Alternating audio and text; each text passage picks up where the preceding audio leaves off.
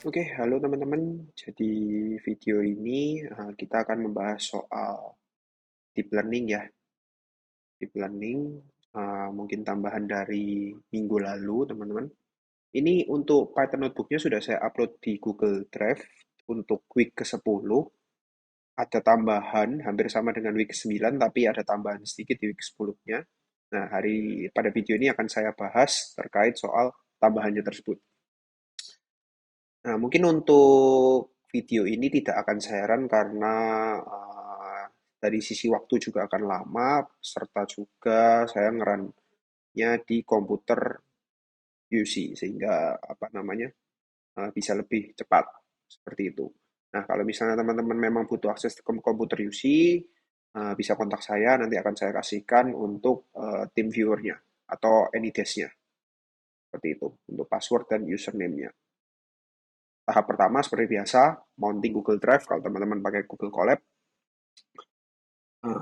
Kemudian nomor dua untuk ngecek GPU ada apa tidak. Ini saya tambahkan apa namanya print terakhir untuk melihat nama dari GPU-nya teman-teman. Nah ini sebenarnya karena saya run di komputer UC sehingga namanya graphic card-nya Quadro RTX 4000. Tapi kalau teman-teman run di Google Colab, otomatis dapatnya Tesla K80. Seperti itu. Nah, untuk nomor tiga sama, tapi kali ini kita tidak menggunakan dataset anjing dan kucing, kita coba naik ke multi kelasnya, yaitu pakai yang flowers dataset. Otomatis nama serta data direktorinya berubah. Untuk batch size saya rubah jadi 300 supaya nggak seberapa kecil-kecil banget ya. Nggak terlalu kecil-kecil banget, tapi kalau teman-teman mau kecilkan silahkan 32, 40, 60 masih oke. Nah, untuk kolom code-nya teman-teman bisa gunakan yang multi classification ya.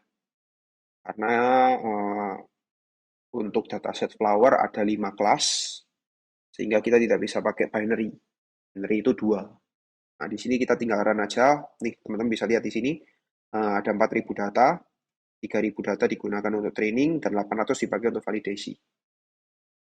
Terus kemudian kita tampung dulu class name-nya, variabel ya, jadi dari train DS, kita panggil class name untuk kita tampung, kita tampilkan uh, kelas apa aja yang ada di sini. Kemudian seperti biasa ini untuk display. Lalu ini kalau misalnya teman-teman mau melihat ukuran dari datasetnya bisa dilihat di sini akan ditampilkan per batch-nya. Karena kita tadi set batch-nya 300, berarti di sini ada 300 data dengan ukuran 224 channel 3 RGB. Ini 300 dalam satu batch ya. Berarti kalau misalnya kita punya ada 5.000 data ya silahkan dihitung sendiri. 300 dibagi 4.300 ada berapa batch seperti itu. Nah, kemudian untuk nomor 4 building model, teman-teman bisa pakai yang bawah.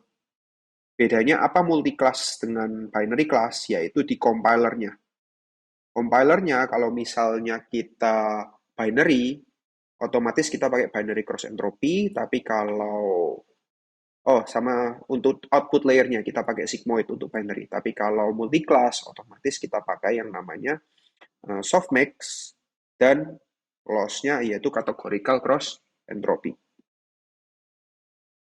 Minggu lalu mungkin sudah sempat saya bahas terkait soal metrik ya teman-teman. Jadi untuk metrik ini biasanya kita menggunakan akurasi sama loss. Itu yang defaultnya di uh, paper gitu ya. Tapi kalau misalnya teman-teman mau menambahkan recall dan precision, teman-teman bisa menambahkan seperti ini. Jadi akurasi, koma, TF keras metric recall, koma, TF keras metric precision. Jadi TensorFlow sudah menyediakan untuk recall dan precision-nya. Tapi masih ada banyak lagi teman-teman bisa buka dokumentasinya di TF Keras Metric. Nah, ini bisa juga nanti ditambahkan kalau misalnya butuh metrik apalagi di belakangnya dengan koma, karena di sini adalah array. Kemudian jangan lupa teman-teman setelah teman-teman memilih yang multi class, bagian function yang dipanggil yaitu yang multi class. Baru kita lihat summary-nya di sini, pastikan lagi dan terakhirnya sudah softmax 5. 5 dari mana? 5 ini dari jumlah kelasnya.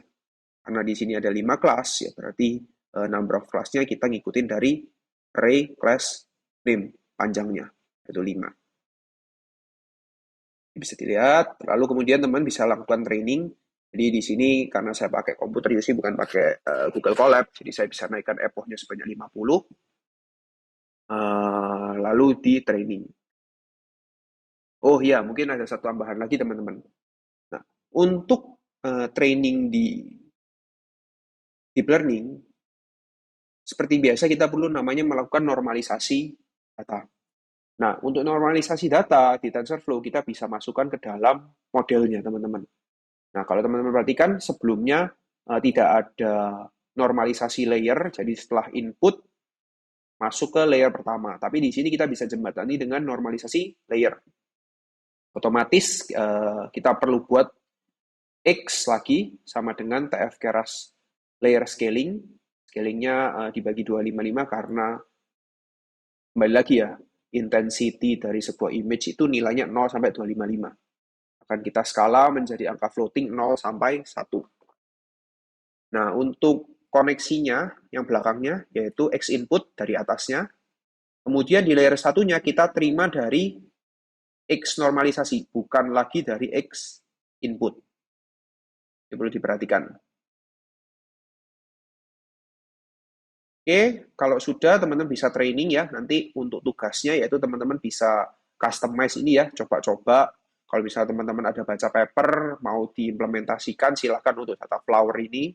Nggak perlu download dataset lagi, tapi kalau teman-teman mau download dataset lagi, silahkan. Tapi untuk tugasnya, pakai flower ini aja, dataset flower. Tapi untuk modelnya, sebisa mungkin teman-teman custom. Silahkan baca paper atau mau mengcustom sendiri boleh. Mau dioprek. Tapi tolong jangan terlalu mirip dengan saya punya ya. Bisa coba di otak-atik yang cukup variatif gitu ya. Mungkin teman-teman ada baca batch normalization bisa digunakan dan lain-lain seperti itu.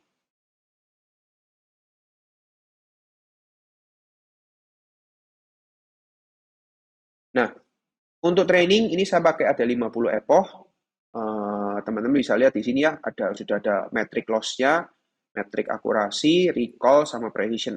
Nah, kalau kita tidak assign recall dan precision di atas, otomatis recall dan precision tidak akan muncul. Kemudian ada yang namanya validation loss. Jadi seperti yang saya bilang kemarin ya, di tahapan training itu ada namanya training, validation, dan testing, data testing. Nah, untuk validation sendiri itu dilakukan di tiap epochnya. Sementara testing itu adalah di final, kalau epochnya misalnya kita sudah set 50 nih, dari 1 sampai 50 sudah selesai, baru kita mau testing dengan data testing. Kalau validation itu tiap epochnya divalidasi. Jadi lihat di sini, eh, karena kalau pakai Google Colab agak lama, jadi saya pakai punya UC lebih cepat. Kalau teman-teman perhatikan di sini, saya cuma melakukan training selama 3 menit aja. 3 menit aja di sini. Nah, untuk evaluasinya, ini bisa teman-teman perhatikan, ya, end time, start time, kemudian bisa menggunakan ini semua. History ini dari mana? History ini dari variabel ini, di training model. Sorry. Kemudian ada function namanya history, lalu dipanggil metriknya apa. Nah, untuk metrik, teman-teman bisa lihat di sini ya namanya ya. Untuk precision sama recall, itu terkadang suka ada belakangnya lagi. Jadi recall underscore 1, precision underscore 1 jika teman-teman merunning bolak-balik. Otomatis di evaluation-nya juga harus diberikan sama halnya dengan di atas ini. Kalau misalnya di sini recall underscore 1, berarti di sini juga recall underscore 1. Kalau enggak, not found. Seperti itu. Nah, kemudian saya menambahkan metrik grafik. Nanti kalau misalnya teman-teman mau menambahkan grafik untuk precision dan recall, silahkan. Tapi di sini saya hanya memberikan 2 contoh aja untuk akurasi, grafik akurasi, serta grafik untuk loss-nya. Nah, untuk grafik akurasi ini ya masih cukup overfitting ya teman-teman ya, karena trennya rata-rata 9, tapi untuk testingnya masih sekitaran 6 sampai 7. 60 sampai 7. Tapi ini masih bisa kita gunakan gitu ya. Sementara untuk loss-nya juga ini agak sedikit naik ya untuk di fase validasinya. Nah, mungkin bisa dicoba-coba. Kira-kira bagaimana supaya bisa modelnya bisa lebih baik. Seperti itu. Nah, tadi itu untuk sampai sini untuk fase training ya teman-teman ya. Jadi nanti untuk training model, evaluasi, serta untuk di paper itu sampai sini aja tidak apa-apa. Silakan bisa ditambahkan, bisa dikemas menjadi tampilan yang baik di Excel, kemudian dipastekan di papernya masing-masing. Average, ataupun kalau misalnya teman-teman mau ngambil last-nya juga bisa, last metric dari masing-masing epoch. Seperti itu. Nah, kemudian untuk tahap testing, teman-teman. Tahap testing ini ada di nomor 7. Jadi kan tadi kita sudah menyimpan model kita di Google Drive. Otomatis kita harus meload lagi model yang sudah kita simpan, bukan menggunakan model bekas training ya teman-teman, tapi load yang sudah disimpan, kita load lagi pakai fungsi ini, keras model load model. Kalau kita lihat summary-nya, otomatis akan sama seperti yang di training di atas. Ya karena memang ini satu model begitu. Nah, kemudian untuk testingnya seperti ini teman-teman. Kita bisa menggunakan image dataset from directory hampir sama dengan yang di atas, tetapi untuk validation speed-nya kita buat 0. Karena kita tidak mau men-split antara training dan validation. Otomatis kita buat validation 0, image size, batch size, semua hampir sama, label mode tetap kategorikal. Tapi jangan lupa untuk data tirnya kita ganti dengan tes. Nah, untuk tesnya sama. Ini sudah saya set ya. Jadi ada, ini kurang satu. Bentar. Oke, nanti saya upload lagi ya. Jadi ini seharusnya nanti ada folder predict, mana nanti teman-teman bisa mempredik gitu ya. Untuk testing, test dataset sudah dibagi, training dataset juga sudah dibagi. Otomatis untuk prediksinya ada di bagian ini teman-teman. Bagian prediksinya ada di sini. Dia akan mempredik seluruh data testing yang teman-teman siapkan. Setelah itu, next-nya kita akan membuat confusion matrix untuk melihat penyebaran hasil prediksi per kelasnya. Kita bisa pakai yang teman-teman pernah belajar di machine learning ya. Tapi untuk confusion matrix kita bisa menggunakan fungsi dari TensorFlow, labelnya apa, terus hasil prediksinya apa, dot numpy. Kemudian kita compile di data frame. Supaya kita bisa berikan class name-nya sama indeksnya. Hingga hasilnya bisa teman-teman lihat di bawah ini. Confusion matrix-nya, lalu untuk heatmap-nya kita bisa buat sama seperti di machine learning. Jadi setelah di-compile di data frame, kita masukkan ke heatmap. Nanti hasilnya seperti ini. Kalau teman-teman lihat penyebarannya masih cukup oke. Ya walaupun masih banyak-banyak misclassify ya. Untuk Daisy ini masih banyak yang misclassify sebagai dandelion, rose, flower ataupun tulip. Tapi untuk Daisy-nya sendiri masih cukup banyak. Jadi masih bisa kita gunakan modelnya.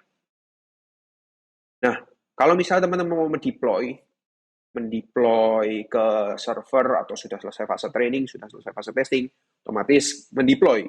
Nah, kita bisa menggunakan yang ini. Ini kalau binary class, ini untuk multi class. Jadi kita load lagi datasetnya, load datasetnya lagi. Yang ini ya, load dataset. Nah, untuk bagian atas, ini teman-teman bisa adjust ya. Kalau misalnya teman-teman pakai API, ya berarti parameter dari API-nya berupa link gambarnya. Kemudian diproses, image supaya jadi image array, dipredik di model yang sudah kita training untuk menghasilkan berapa skor dan di print.